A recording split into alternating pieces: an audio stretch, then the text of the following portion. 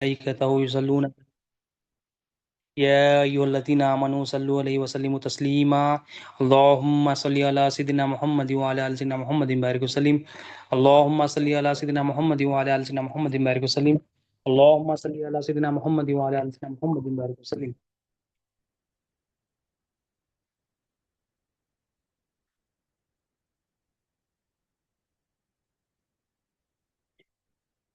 اللهم صل على سيدنا محمد وعلى آل سيدنا محمد بارك وسلم۔ اللہ تعالیٰ کا بے انتہا فضل و کرم ہے کہ اس نے ہمیں نبی کریم صلی اللہ علیہ وسلم کی امت میں پیدا فرمایا اور پیدا ہونے کا فخر عنایت فرمایا۔ الحمدللہ یہ فخر رشکی انبیاء نکلا۔ مزید برائے کرم ہوا کہ اللہ تعالیٰ نے قرآن جیسی نعمت سے وابستہ فرمایا اور ایمان کی دولت، ایمان، تجدید ایمان کے لیے ہم سب کو یہاں پر جمع فرمایا۔ الحمدللہ۔ ایمان کی اہمیت کیا ہے؟ ایمان اگر نہیں ہے تو کوئی بھی اعمال ہمارے قبول نہیں ہوتے۔ مطلب ایمان نہیں ہے تو ہماری نماز بھی ضائع ہو جاتی، ایمان نہیں ہے تو روزہ بھی ضائع ہو جاتا، ایمان نہیں ہے تو حج بھی ضائع ہو جاتا، ایمان نہیں ہے تو کچھ بھی عبادت، صدقات، خیرات، کوئی بھی عمل کر لو، کتنا بھی بڑا سے بڑا عمل کر لو، کتنی بھی خیرات کر لو، ایمان ایسی چیز ہے اگر وہ نہ ہو تو سارے چیزیں ضائع ہو جاتی۔ تو اس کے لیے ایمان کو لانا بھی ہے، ایمان ہے نہیں ہے چیک بھی کرنا ہے، اور ایمان کی تجدید کرنا ہے، اور یہ ایمان کے لیے اللہ تعالیٰ سے دعا بھی کرنا ہے اور اس کی توفیق بھی مانگنا ہے۔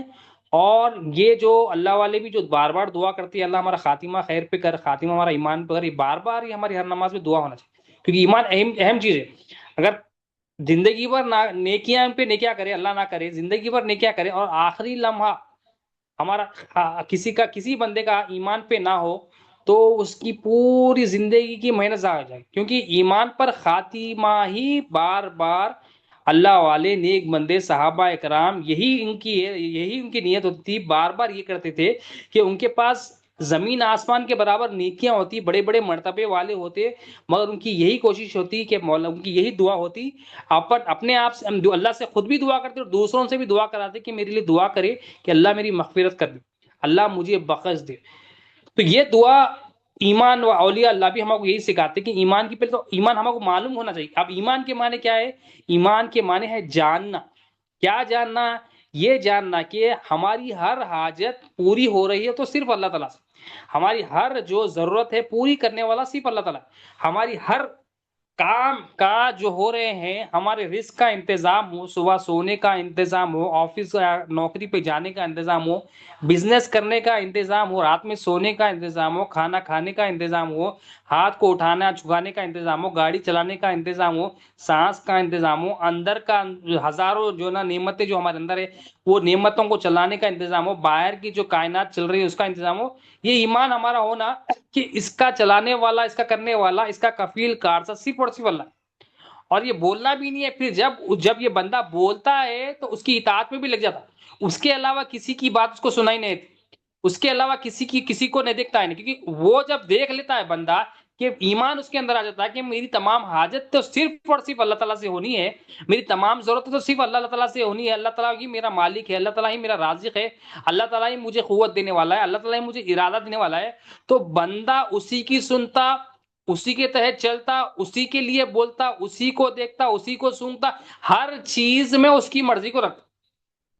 اب ہم ہر چیز میں کیا کرتے ہیں؟ ہم ہر کام میں، مسلمان کیا کرتا کہ ہر کام میں اپنے نفس کی مرضی کو رکھتا یا اپنی خواہشات کو رکھتا، نہیں رکھتا تو اللہ اور اس کے رسول کی مرضی کو نہیں۔ اللہ کے رسول صلی اللہ علیہ وسلم کی حدیث کا مفہوم ہے کہ آپ صلی اللہ علیہ وسلم نے ارشاد فرمایا جس میں 3 باتیں ہوں اس نے ایمان کی حلاوت کو پا لیا، کہ پہلی یہ چیز کہ اللہ اور اس کے رسول دنیا اور ہر چیز سے زیادہ محبوب ہو اس کے پاس۔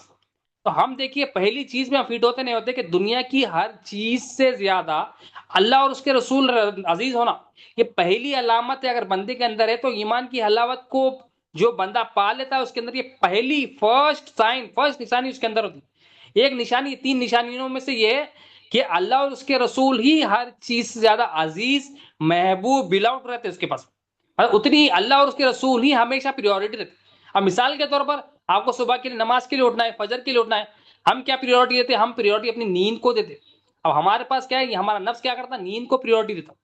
اگر نماز کے لیے اٹھ بھی گئے تو سستی آتی، زبردستی نماز پڑھ کے سو جاتے، تو اس میں بھی ہم اپنا منشا رکھ رہے ہیں، اللہ اور اس کے رسول کا منشا نہیں رکھ رہے۔ نماز کے لیے کھڑ بھی رہے ہیں تو مطلب اپنے نفس کا من چاہے بھائی میں ایک نماز میرے لیے بوجھ ہے، مطلب ہم ایسا کریں گے نماز بوجھ ہے کر کے اس کو نکل جانا بس، مطلب ایک ڈیوٹی ہے، ایک عادتاً ڈیوٹی ہے، بس وہ کر کے نکل جانا ہے ایسا ایسے ہماری مطلب کئی کام صبح سے لے کے شام تک ہوتے ہیں، ہم اپنے نفس کی سنتے، خواہشات کی سنتے، ہمارے اندر شیطان جب وسوسے ڈالتا اس کی سنتے، دنیا والوں کی سنتے، مطلب ہمارے پاس اللہ اور اس کے رسول سب سے، اس کے علاوہ ہر چیز عزیز ہے، مگر ایمان والا جو حلاوت پا لیتا ہے، اس کی مٹھاس کو پا لیتا ہے، اس کے اندر یہ ہوتا ہے کہ ایمان جب آ جاتا تو اس کی فرمانبرداری میں ایسا ہوتا ہے کہ اللہ اور اس کے رسول صلی اللہ علیہ وسلم ہمیشہ جو نا، ہمیشہ اللہ اور اس کے رسول صلی اللہ علیہ وسلم پریورٹی رہتی کہ وہ بندہ دیکھتا ہے، جیسے صحابہ کرام تھے، اولیاء اللہ تھے، اولیاء اللہ ہے، تو وہ یہی دیکھتے کہ اللہ اور اس کے رسول کی مرضی کیا تھی، اپنی مرضی لوگوں کی مرضی نہیں دیکھتے، چاہے کچھ بھی ہو جائے۔ دوسری علامت کہ اللہ تعالیٰ کے لیے محبت ہو، جس کسی سے لیے بھی محبت ہو صرف اور صرف اللہ تعالیٰ کی، یعنی دوسری علامت بھی یہی ہے کہ محبت، دوسری علامت کیا ہے؟ محبت بھی ہو، یعنی ایمان کا ذرا آگے کا لیول ہے محبت، ہر چیز سے اگر محبت ہو، ماں سے، باپ سے، بیٹی سے، بیوی سے، بچوں سے، شوہر سے، کسی سے بھی دوست سے محبت ہو تو خصوصاً صرف اللہ کے لیے ہو، اپنے نفس کے لیے نہ ہو، اپنے غرض کے لیے نہ ہو۔ یہ ایمان والے جو حلاوت کو پا لیتا، اس کی مٹھاس کو پا لیتا، وہ اس کی نشانی ہے۔ تو ایمان اتنا امپورٹنٹ ہے۔ اور تیسری بات اس کے لیے کیا بتایا ہمارے آقا صلی اللہ علیہ وسلم نے کہ وہ بندے، تیسری نشانی ہے کہ ایسا بندہ ایمان کو، حلاوت کو پا لیتا ہے، وہ ایمان لانے کے بعد، ایمان کیونکہ اتنی بڑی نعمت ہو جاتی ہے اس کے پاس کہ ایمان لانے کے بعد کفر کی طرف لوٹنا اتنا ناپسند کرتا، انہیں اتنا ناپسند کرتا جیسا کوئی بندہ آگ کی طرف، آگ میں جانے کو ناپسند کرتا۔ یہ حدیث کا مفہوم ہے، جیسا مطلب ایمان کی اتنی اہمیت ہو جاتی ہے اس کے پاس کہ وہ ہیبت میں رہتا، وہ کوشش میں رہتا، انہیں ڈر میں رہتا کہ کہیں میرا ایمان نہ چلے جائے، کہیں میں کفر میرے اندر نہ آ جائے، کہیں نفاق میرے اندر نہ آ جائے، کہیں شرک میرے اندر نہ آ جائے۔ تو ایمان کی چیزیں، کفر، شرک، نفاق، ارتداد، ایمان کی چیزیں، یعنی یا تو ایمان رہے گا یا تو کفر رہے گا، تو ایمان رہے گا یا شرک رہے گا، یا تو ایمان رہے گا یا تو نفاق رہے گا۔ تو بتانے کا مقصد بار بار یہ ہے کہ ہمیں اپنا ایمان چیک کر لینا ہے کہ ہمارے اندر کتنا ایمان ہے، کیا ہمارے اندر ایمان آیا بھی تو کتنی دیر رکا، اور رکا تو بھی کتنی دیر کیوں نہ ہم اس نے اس کے تحت عمل کیا، کیونکہ یہ ایمان ہے تو نماز ہے، یہ ایمان ہے تو بندہ نمازی بھی بنے گا، نماز کو بھی آئے گا، روزہ بھی ادا کرے گا، جب مال خرچ کرو بولے خرچ بھی کرے گا، جب حج کا حکم ہے حج بھی کرے گا۔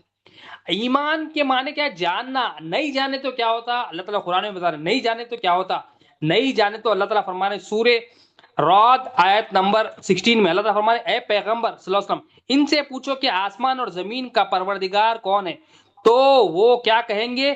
تم ہی کہہ دو کہ اللہ ہی تو ہے، پھر ان سے کہو کہ تم نے اللہ کو چھوڑ کر ایسے لوگوں کو کیوں کارساز بنایا جو خود اپنے نفع اور نقصان کا اختیار نہیں کرتے۔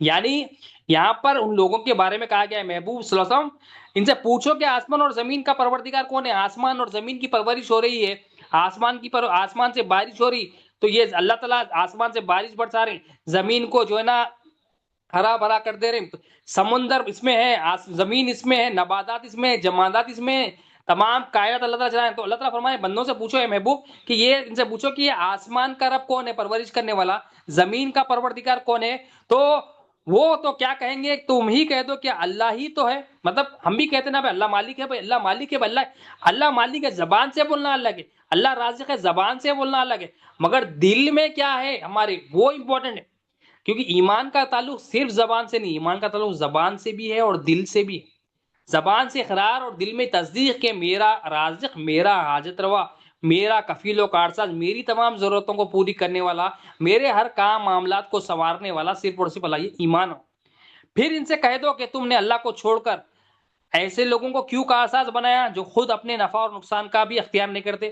مطلب زبان سے تو بول رہے ہیں اللہ ہمارا مالک ہے، اللہ تعالیٰ رب ہے، مگر دل میں کیا ہے؟ دل میں یہ ہے کہ میرا نفع، اگر میں اس کو خوش نہیں کرا تو میرا نفع چلے جاتا، اگر میں اس کو ناراض کر دیا تو میرا نقصان ہو جاتا۔ اب ہمارا آج بھی زمانہ یہی ہے کہ ہم مخلوق کو نفع اور نقصان کا مالک سمجھ رہے ہیں کہ اس سے میرا فائدہ ہے، اس سے میں اس کو اس سے نہیں ملا تو نقصان ہے۔ یہ ہم اپنے ذہنوں سے، اپنے تھاٹ سے یا شیطان کے وسوسوں سے ایک اندر پہاڑ بنا لیے کہ میں اگر اس سے نہیں ملا، میں اس سے ہاں میں ہاں نہیں ملا، میں اس کی جی حضور نہیں کرا تو میرا نقصان ہے۔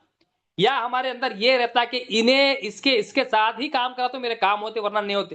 یعنی ہم کیا کریں، کئی کاموں میں، نوکری میں ہو یا بزنس میں ہو یا گھریلو معاملات میں ہو، ہم کیا کرتے مخلوق کو نفع اور نقصان کا مالک سمجھ کہ میرا اس سے نفع ہوتا یا اس سے نقصان ہو جاتا، انہیں میرا نقصان ہوتا، مطلب ہم ڈر جاتے رہے اس سے نقصان کر دیتا بھائی، اس سے مل کے رہنا. مطلب ہمارے اندر ایمان کیا ہونا تھا کہ نفع اور نقصان کا مالک اللہ تعالیٰ ہے، نفع اور نقصان کا صرف اللہ تعالیٰ سے ہونا ہے، اللہ تعالیٰ ہی سے میرا پیدا ہے، اللہ تعالیٰ ہی سے میرا نقصان ہے، کائنات کا مالک، پرورش کرنے والا، میری پرورش کرنے والا اللہ تعالیٰ ہے. یہ ہمارے اندر ایمان ہونا تھا.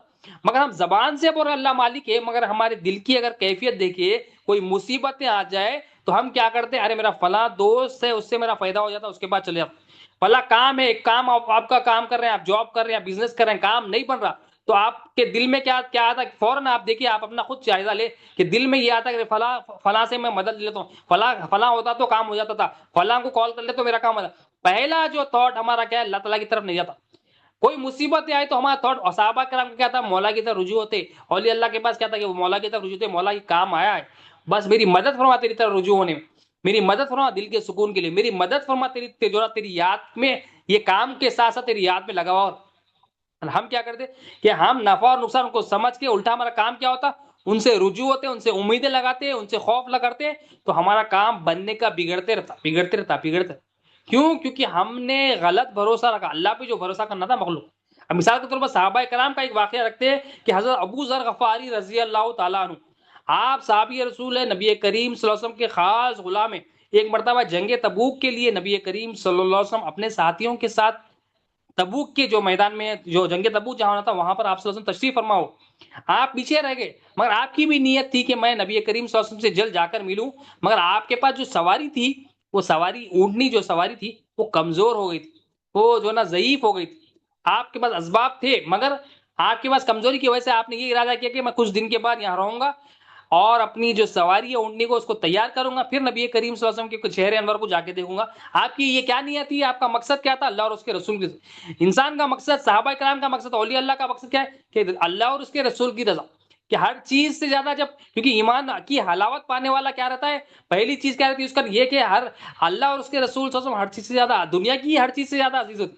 مال سے، بیوی سے، بچوں سے، دوستوں سے، رشتے داروں سے، شوہر سے، ہر چیز سے، بھائی سے بھی زیادہ عزیز اللہ اور اس کے رسول. اب آپ کی نیت کیا تھی کہ اللہ اور اس کے رسول کو راضی کرنا ہے، اللہ اور اس کے رسول کا. حالانکہ اسباب کمزور ہے، مگر آپ کا ایمان دیکھیے. آپ کیا کریں، ایمان والا کیا کرتا، اسباب پہ بھروسہ نہیں کرتا، اسباب کو تیار کرتا ہوں، مولا کی طرف رجوع کے اسباب کا استعمال کرتا، غیر ذمہ داری کام نہیں کرتا. تو آپ نے کیا کیا، جو اسباب جو آپ کے پاس اڑنی تھی، اس کو کچھ دن کھانا کھلایا، اس کو جو نا موٹا تازہ کیا اور اس کو طاقت جو ہے نا دی، پھر اس کے بعد کھانا نکال کے پھر آپ سفر کے لیے نکلے.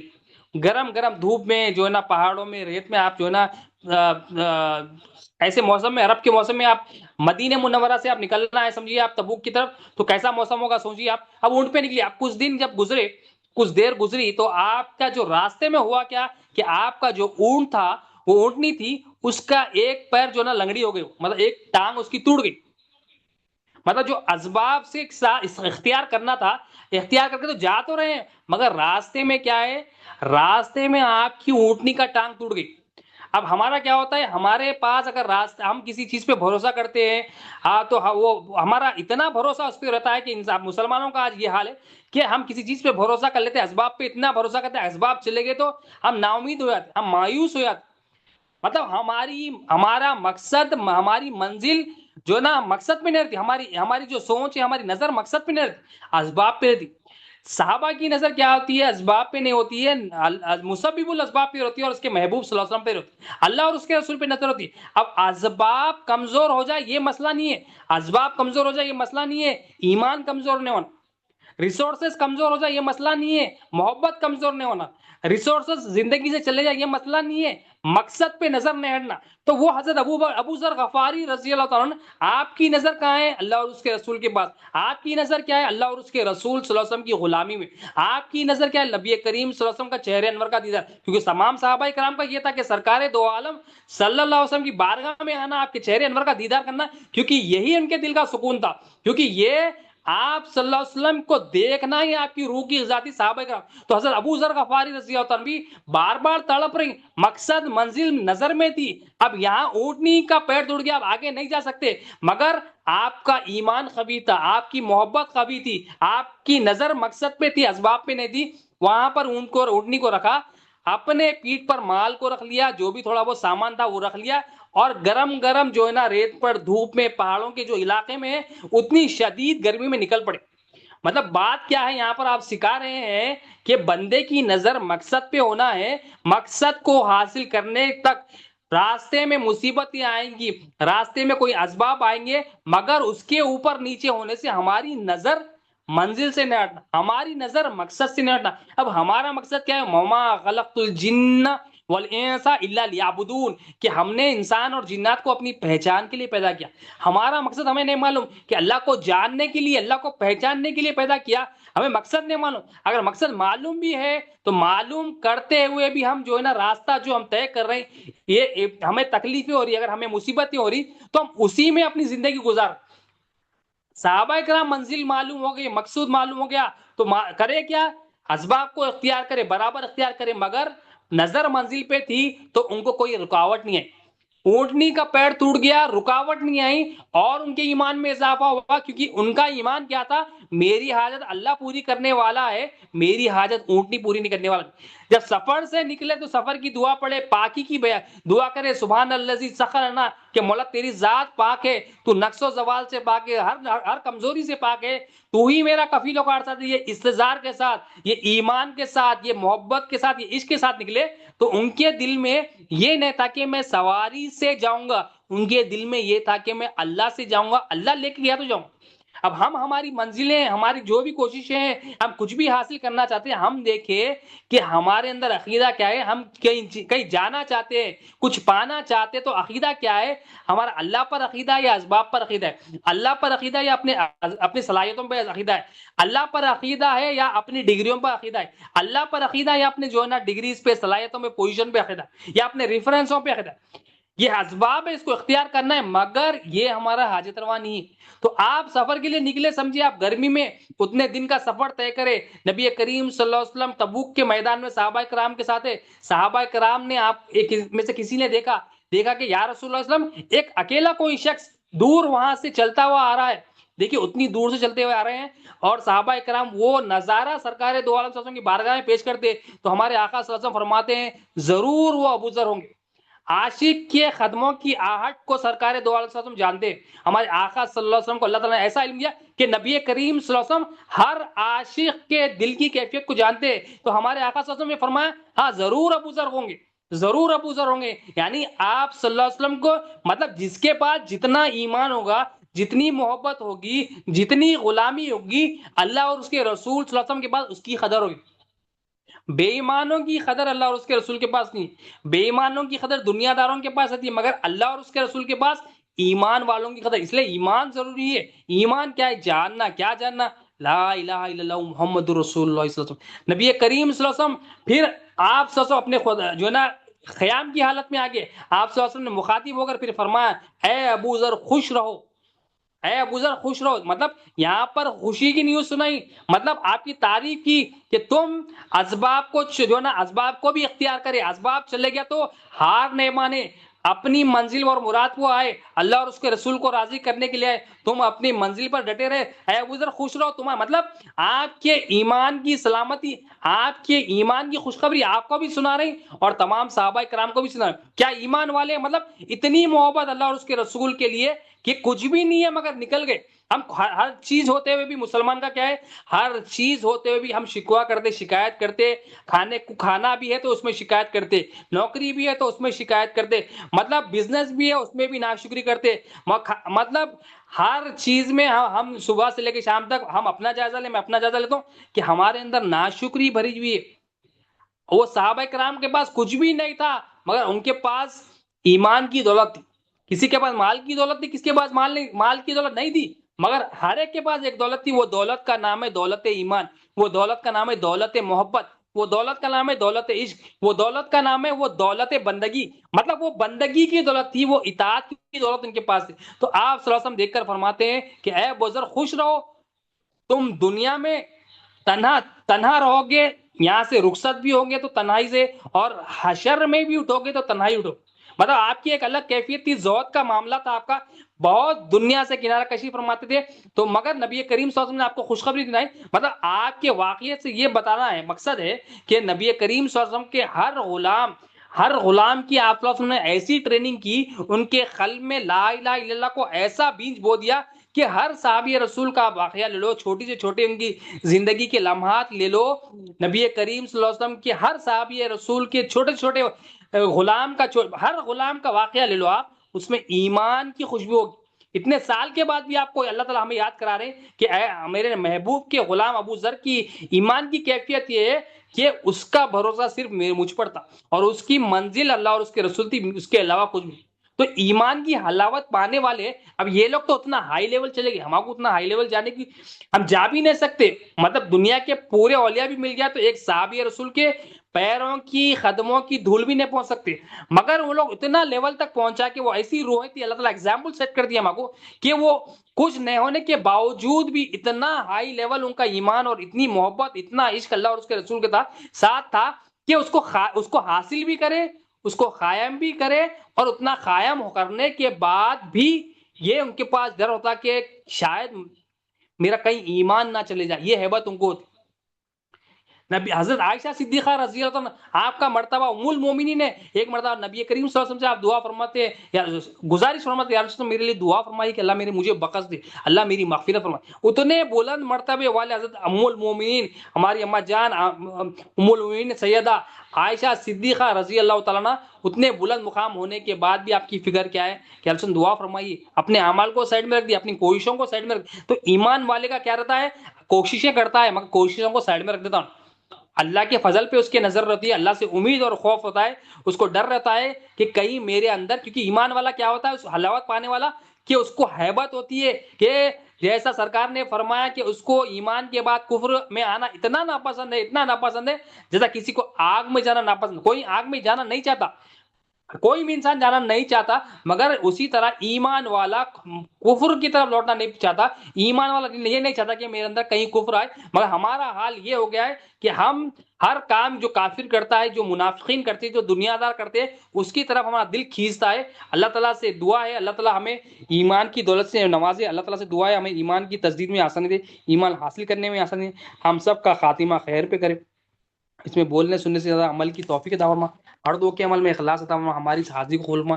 اللہ ہمارا ظاہر اور باطن پاک صاف کر دے، تزکیہ نفس فرما، تصفیہ قلب فرما، تجلی روح فرما، تمنی نور فرما. یا اللہ ہماری حاضری کو قبول فرما، اس پہ جو غلطیاں ہو گئی معاف فرما.